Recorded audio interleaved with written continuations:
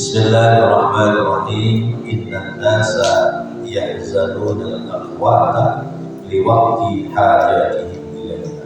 Innan nasa, sesungguhnya manusia, yahzanuna, menyimpan al-aqwata, makanan pokok untuk kekuatan badan ini. Untuk apa menyimpan makanan pokok liwaqti hajatihim? Untuk mempersiapkan waktu yang membutuhkan kepadanya, ilaiha, kepada makanan pokok. Liwaqti hajatihim, untuk saat-saat mereka berhajat, ilaiha, kepada makanan pokok. Wa anta, dan kamu, tahzanu, menyimpan apa-apa yang berluka, yang mencelakai, membahayakan diri.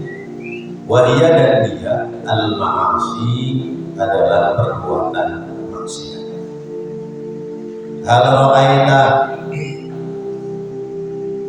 apa pendapatmu, man, apabila ada orang yati, yang membawa dia,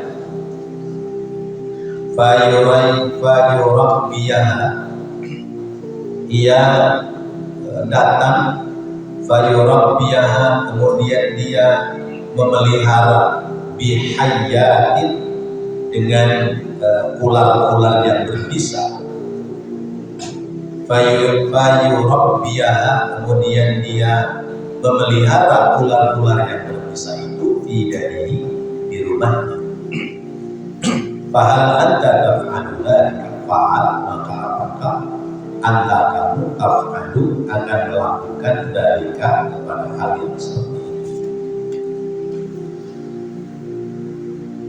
Wa adarru ma yukhafu 'alaika muhaqqiratud dhunubi. Wa adarru, dan yang membahayakan, apa-apa, yukhafu, yang dikhawatirkan, alaika, daripada dirimu, muhaqqiratun dunubi, adalah menyepelekan atas dosa-dosa. Li'annal kabaira, karena bahwasanya dosa-dosa besar itu, rubbama staqdamtaha, rubbama, boleh jadi, kadang-kadang, istaqdamtaha, kamu menganggapnya itu dosa besar, fatubta, maka kemudian kamu bertaubat, minha, daripadanya.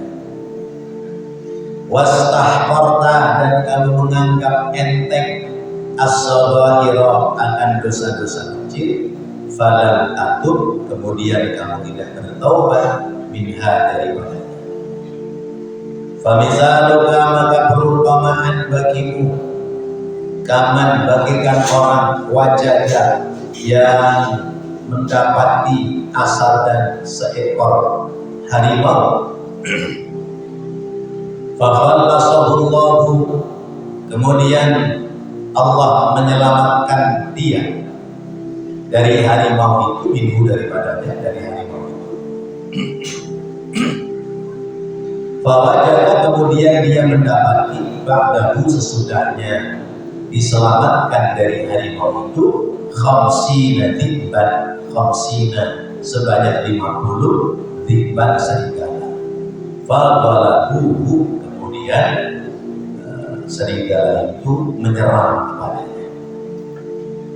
Qala Allah Ta'ala, berfirman Allah Ta'ala, innal ladzina ja'u bil ifki usbatun minkum la tahsabuhu syarran lakum bal huwa khairul lakum likulli imrin minhum maktasaba minal ism walladzi tawalla kibrahu minhum lahu 'adzabun 'adzim. Surah An-Nur ayat 11.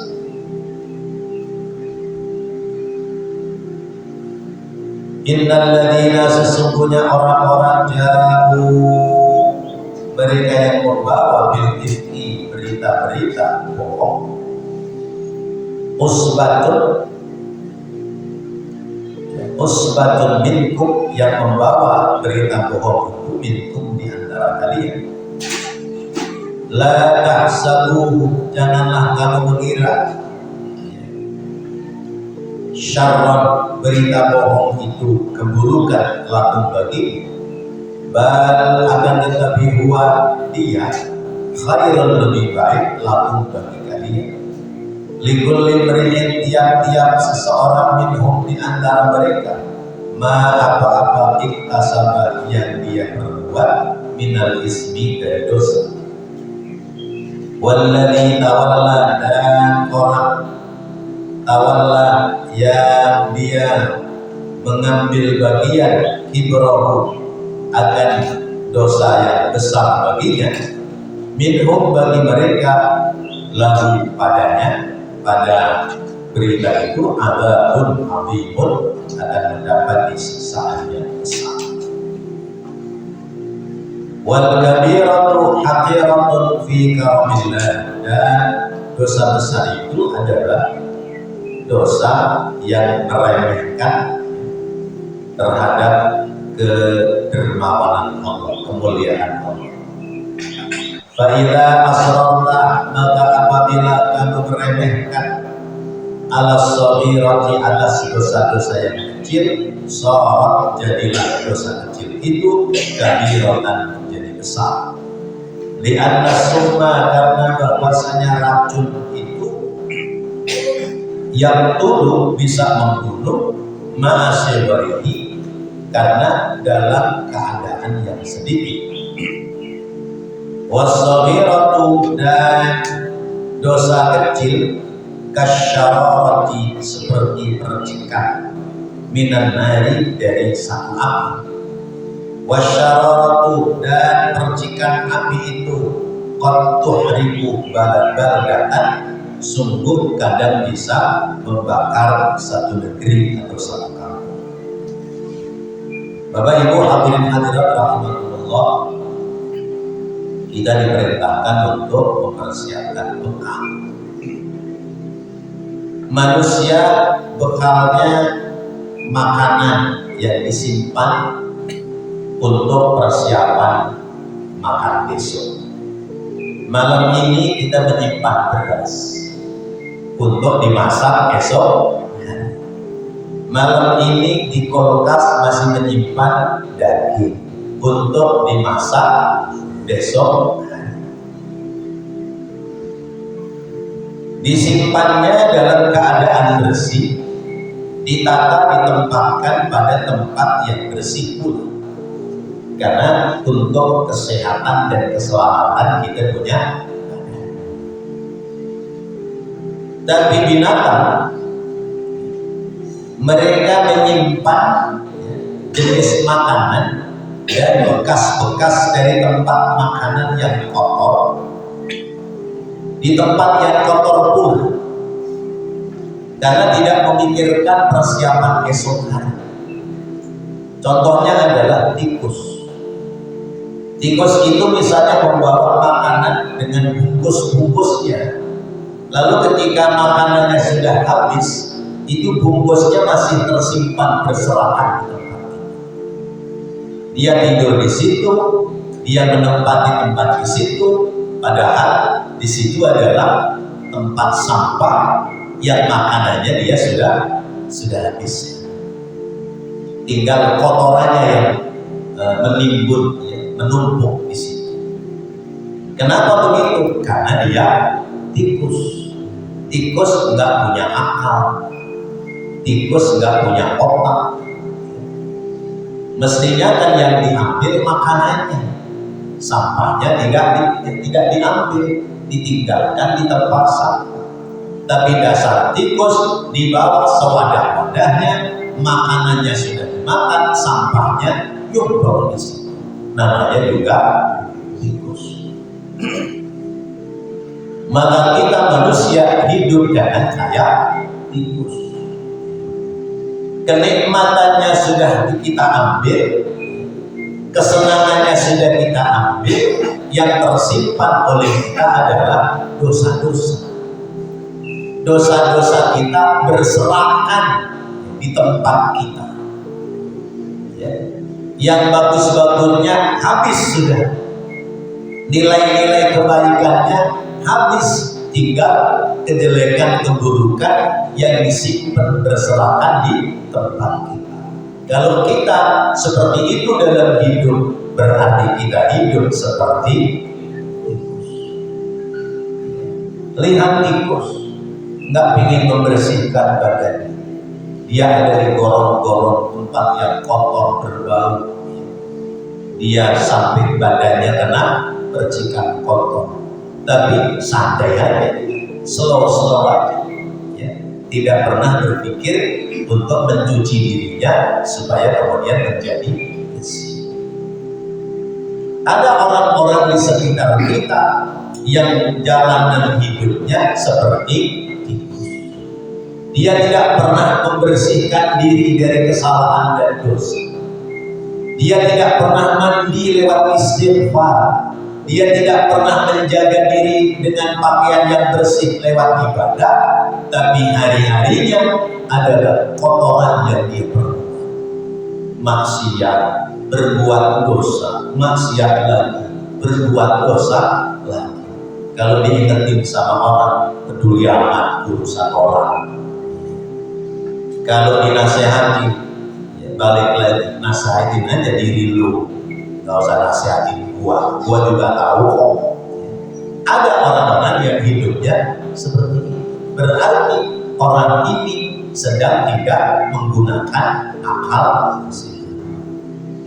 Akal sehatnya sedang dibuang, syahwat nafsunya yang diperturutkan, keinginan-keinginan pemuasan jasmaniahnya yang diperturutkan, maka berarti jalanannya kayak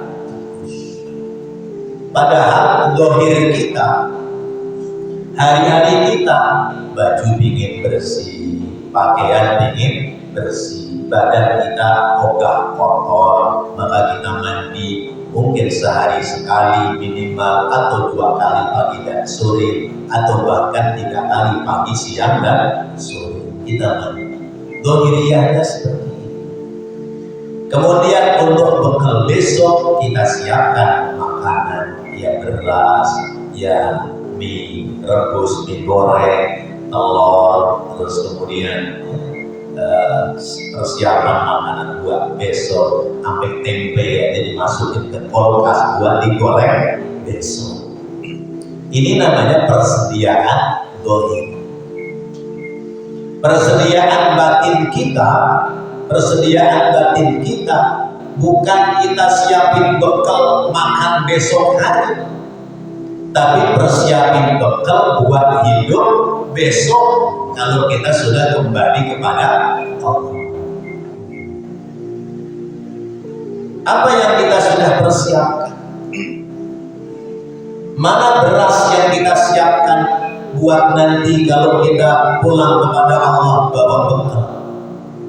Mana dagingnya, mana mie rebus, mie gorengnya, mana tempenya, mana sayur-mayurnya yang kita bakal persiapkan supaya kita nanti ketika menghadap Allah kita tidak kelaparan. Itu persiapan batin. Persiapan batin kita itu bukan persiapan dohir. Hari ini nyimpen beras buat makan besok. Kalau hari ini nyimpen beras buat makan besok, nyimpen tempe, nyimpen daging buat makan besok, ya kalau jawab kita sampai besok. Nah kalau nanti malam jam 1, jam 2 Israel datang gedor-gedor pintu, Assalamualaikum Pak Sunata, Assalamualaikum Pak Sunata, Waalaikumsalam. Sinten sampean? Kula Israel. Dan begitu. Kita nggak pernah. Makanya nyimpen duit juta-jutaan, nyimpen harta kekayaan bertumpuk-tumpuk, nyimpen bangunan banyak, nyimpen kendaraan banyak, nyimpen persiapan makan buat besok berlebih-lebihan. Kita tidak pernah tahu apakah umur kita sampai.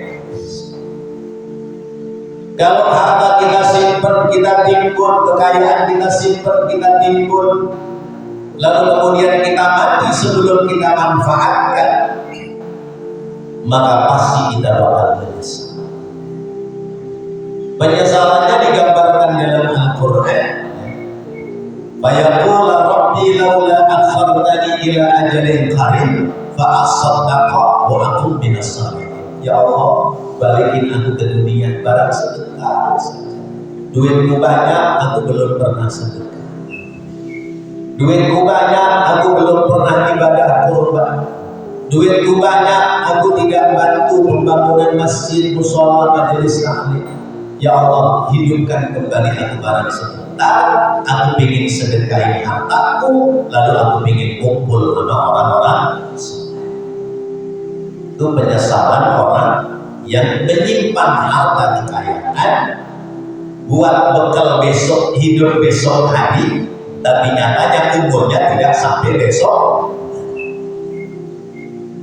Tapi kalau yang kita simpan adalah bekal buat nanti ketika kita berpulang kepada Allah, tidak akan ada penyesalan. Asal syaratnya kita ikhlas dalam menyimpannya, lalu kemudian simpanannya dibalut, diwadahi dengan ilmu yang benar. Maka yang harus kita persiapkan adalah bukan makanan dohir, bukan bekal dohir buat keperluan besok hari, tapi bekal batin buat keperluan kita nanti kalau kita menghadap Allah Subhanahu. Oleh karenanya Imam Ibnu Athaillah menyampaikan kepada kita, kalau orang itu menyimpan hal-hal yang membahayakan bagi dirinya lewat perbuatan maksiat, itu seperti orang memelihara ular berbisa.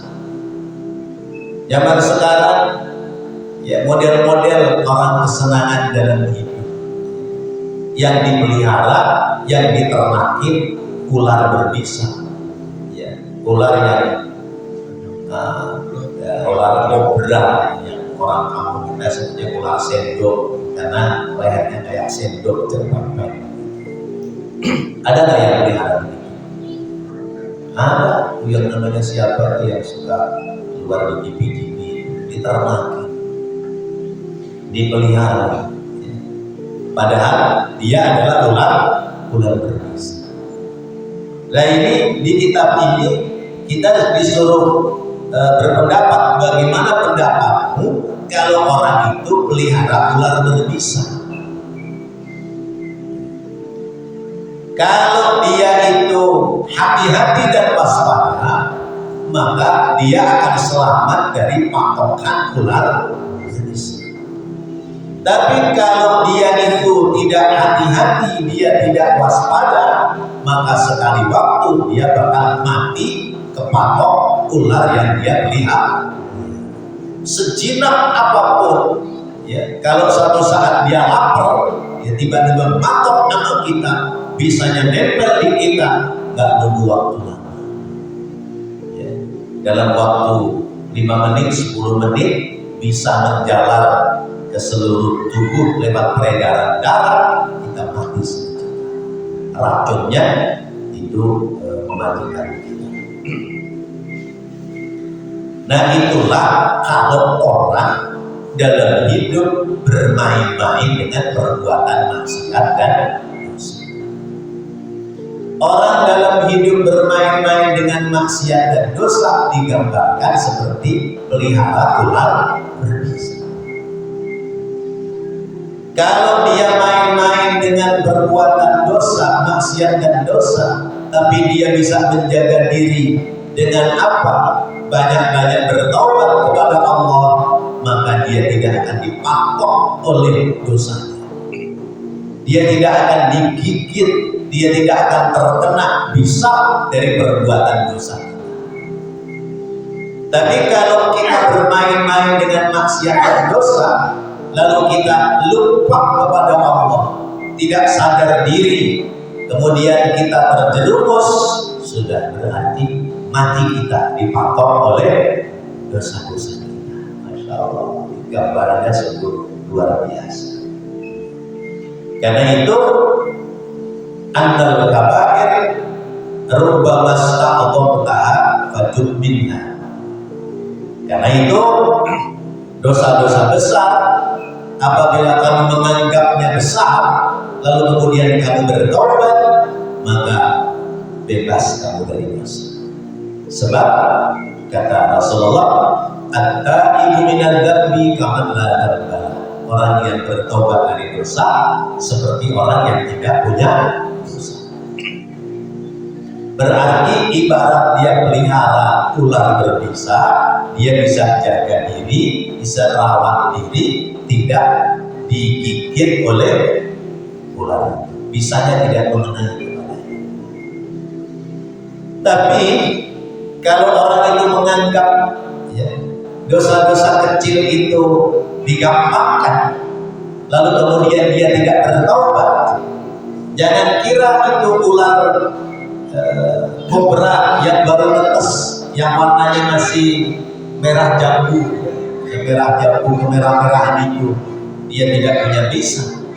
Sekalipun dia itu masih bayi, baru netes, dia sudah punya modal bisa yang bisa mematikan kepada orang yang dipatok. Padahal baru netes, warnanya itu masih merah pink, tapi dia sudah punya bisa. Jangan kau kira dosa-dosamu yang kecil-kecil yang kamu abaikan, yang kamu remehkan, kalau kamu tidak bertaubat, jangan kau kira itu akan selamat. Pasti kamu bakal kena patok bisa dari dosa-dosa kecil.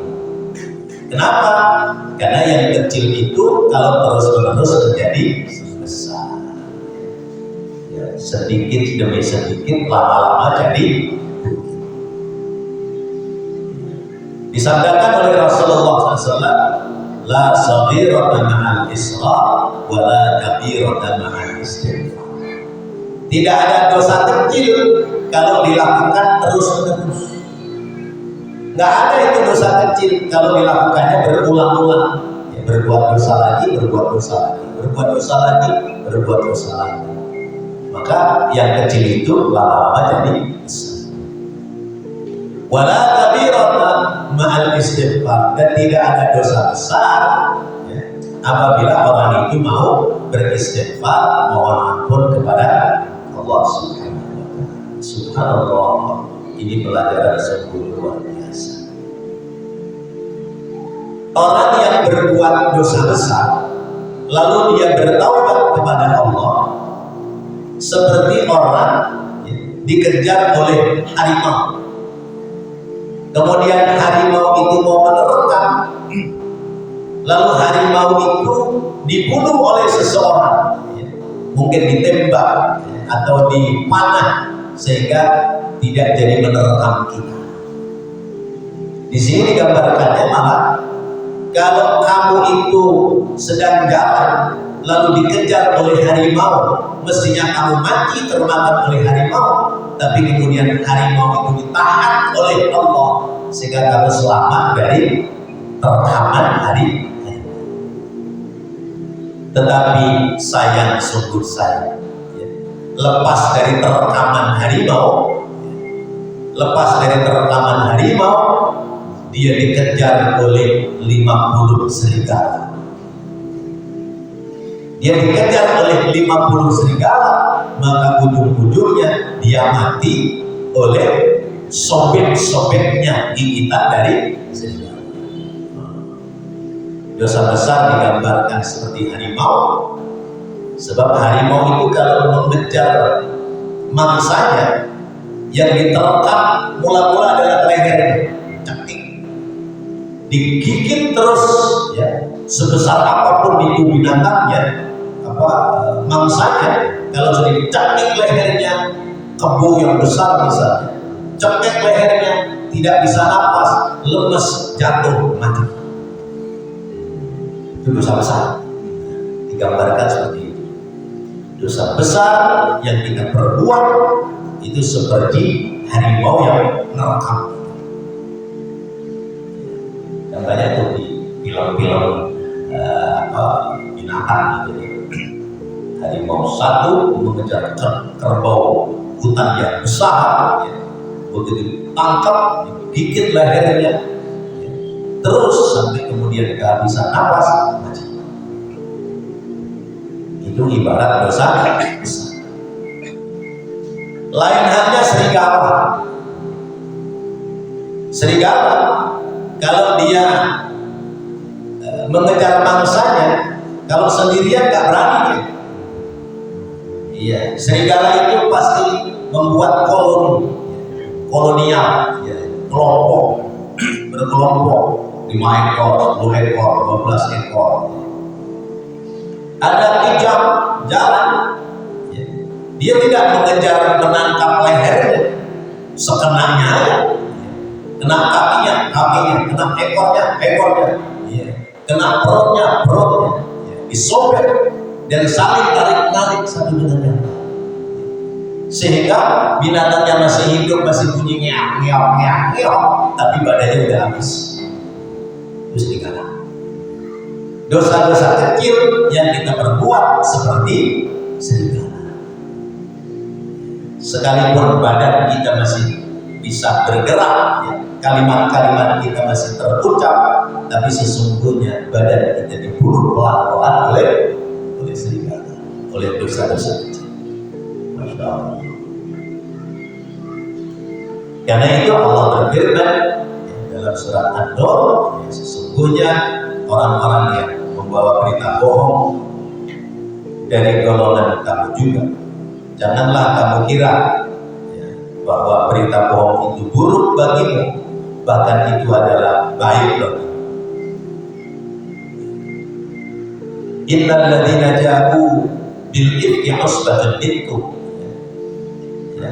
Tidak semuanya berita-berita bohong itu buruk bagimu, tapi kadang-kadang berita-berita bohong itu menjadi kebaikan bagimu. Kenapa? Sebab seringnya kita mendapatkan berita-berita bohong, maka kita akan menjadi orang yang waspada dan hati-hati. Tidak mudah menerima berita dari orang lain.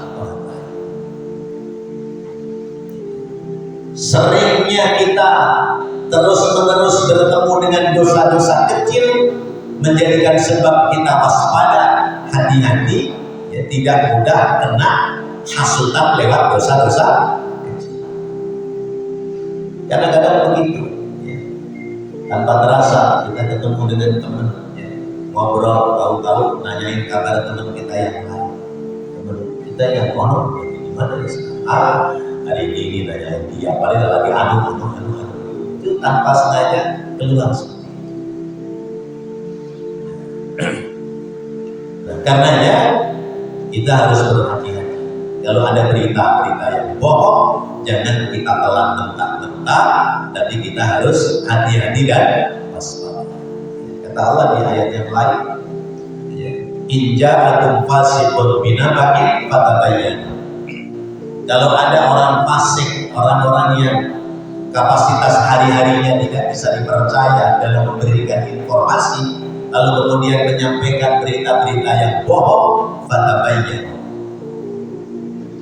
Kenapa harus ditabayyunkan? Karena jangan-jangan ini adalah kebohongan yang sengaja diberitakan. La tahsabuhu syarran lakum. Jangan kau mengira, ya, berita bohong itu semuanya buruk bagimu. Ada kebaikannya juga. Karena manusia itu tidak lepas dari jujur dan bohong dan jujur. Ada informasi yang benar, ada informasi yang keliru.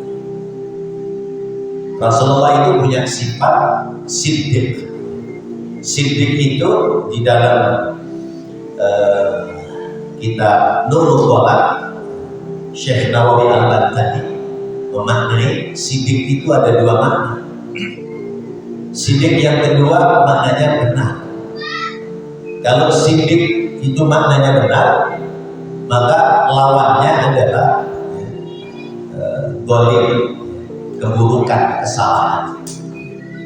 Tapi kalau sidik itu dimaknai jujur, maka berarti lawannya adalah bohong. Kebenaran lawannya kesalahan. Kalau kejujuran lawannya adalah kebohongan. Kehidupan tidak lepas dari ini. Ada benar, ada salah. Ada jujur, ada bohong. Kalau ada orang membawakan berita-berita yang bohong, jangan kau terima seluruhnya. Kenapa? Karena kebohongan itu bisa membahayakan kita. Tetapi juga jangan pula engkau menganggap bahwa kebohongan itu semuanya buruk bagimu. Kenapa? Karena itu adalah membuat kedewasaan bagi kita. Ada cerita bohong ke kita, cerita bohong lagi ke kita. Kita tidak langsung nerima riwayat itu, cerita ini.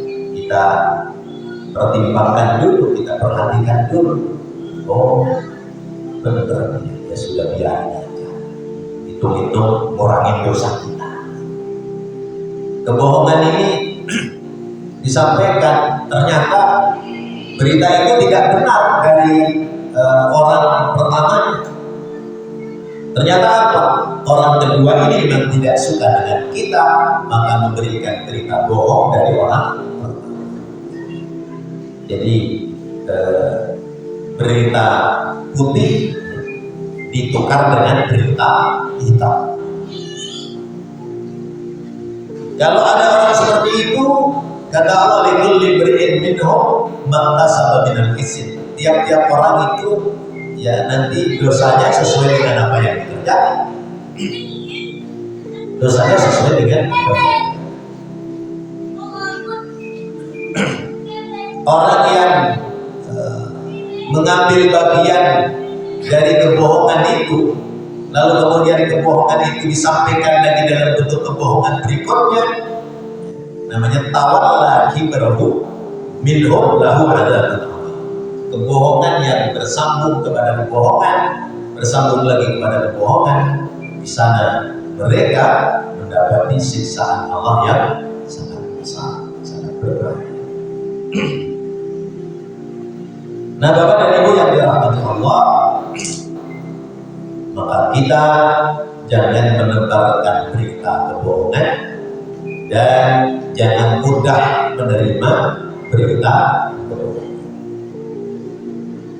Kita harus hati-hati dan waspada terhadap berita-berita yang buruk terhadap kita, dan kita harus bisa menangkalnya dengan kebaikan demi kebaikan.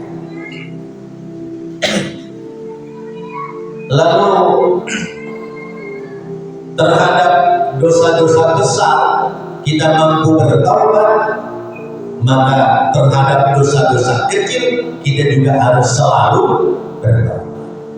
Sehingga kita dalam sholat 5 waktu minimal sempatkan 3 kali kita beristighfar. Astaghfirullahaladzim alladzi la ilaha illa huwal hayyul qayyum wa atubu ilaihi, minimal 3 kali. Sebab dosa besar diibaratkan seperti harimau yang mau menerkam, dan dosa kecil diibaratkan seperti serigala atau anjing liar, anjing hutan yang dia mengejar perlahan-lahan, tapi pasti ya, kalau kita tidak bisa menghindari, itu juga lama akan membunuh kita. Bapak Ibu hadirin hadirat rahimakumullah, orang yang melakukan dosa besar kemudian dia meremehkan dosa besar dengan alasan masih muda ini, masih muda itu puas-puasin, nanti kalau sudah tua baru dia bertaubat.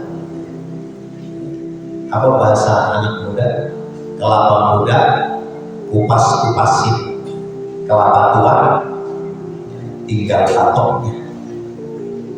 Masa muda puas-puasin, masa tua tinggal bongkoknya. Nah, kalau sudah bongkok, lemah dan loyo, sudah sulit bagi kita untuk bisa memaksimalkan dalam mempersiapkan bekal buat kematian kita di esok hari. Karena itu orang yang melakukan dosa besar lalu dia tidak bertaubat kepada Allah, haqiratun fi karamillah, dia menganggap remeh atas kemuliaan Allah. Allah kasih sehat, Allah kasih rezeki, Allah kasih kemudahan dalam hidupnya, tetapi dia bergelimang dalam dosa-dosa besar, berarti dia meremehkan kemuliaan. Sekalipun bagi Allah tidak ada remehnya, bagi Allah tidak menjadi rendah, sekalipun kita misalnya meremehkan kemuliaan. Kita biasa ibadah, lalu ninggalin ibadah kita maksiat dosa. Ya. Kebesaran nama Allah, kemuliaan Allah tidak akan menjadi jatuh gara-gara kita berbuat maksiat dan dosa. Dalam hadis qudsi Allah menyebutkan, wahai sekalian makhluk-makhlukku dari bangsa jin, dari bangsa manusia, dari bangsa-bangsa makhluk yang lain, seandainya kalian semua menyembah kepadaku, menghambakan diri kepadaku, tidak satupun yang berbuat maksiat kepadaku, maka tidak akan menambah kemuliaanku sebagai Tuhan. Kata Allah, wahai hamba-hambaku, seandainya kalian dari bangsa jin, dari bangsa manusia, dari bangsa-bangsa makhluk-makhluk yang lain, seluruhnya tidak ada yang menghambakan diri kepadaku, tidak ada yang menyembah kepada barang satupun. Manusia, orang Islam, tidak ada yang sholat sekalipun, satu orang sekalipun, maka tidak akan mengurangi kemuliaanku sebagai Tuhan. Jadi kita nyembah kepada Allah, Allah tidak tambah mulia. Kita maksiat kepada Allah, Allah tidak menjadi hina sebagai Tuhan, sebagai Sang Pencipta. Kenapa? Sebab kebaikan keburukan itu nanti semua akan berpulang kembali kepada kita. Karena itu, idza asrarta ala saghirati sarat kabiratan. Kalau kamu terus-menerus ada pada dosa-dosa yang kecil dan tidak beristighfar, bertobat kepada Allah, maka jadilah dosa-dosa kecilmu lama-lama menjadi dosa besar. Dan racun-racun itu tidak dalam kapasitas yang banyak dalam membunuh makhluk itu. Seorang minum kopi 1 gelas, hanya ditetesin racun cyanida yang dia tidak tampak, tidak terlihat pada kopi dalam 1 gelas. Ketika racun itu kemudian diminum dalam tetesan kecil, padahal racun itu ada di botol, sekalipun itu racun dalam tetesan kecil, ketika diminum oleh seseorang, maka racun itu akan membunuh. Begitulah dosa, begitulah manusia. Sekecil apapun bisa jadi itu akan membunuh keimanan kita di sisi Allah SWT. Lianna summa yaqtulu ma'a saghiri, karena bahwasanya racun itu membunuh yang memakannya tidak pada kapasitas yang besar, tapi racun itu membunuh dalam kapasitas yang 1 tetes diteteskan dalam kopi 1 gelas, orang itu akan mati.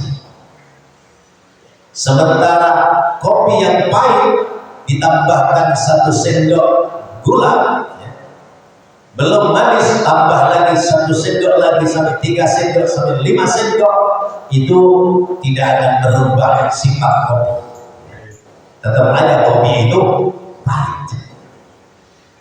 Artinya kebaikan demi kebaikan yang kita tambahkan dalam kehidupan kita, kalau diibaratkan sebagai kopi, kebaikan itu pahit, kebaikan itu berat, maka ditambah gula sekalipun tidak akan merubah sifat kita dalam ibadah kepada Allah.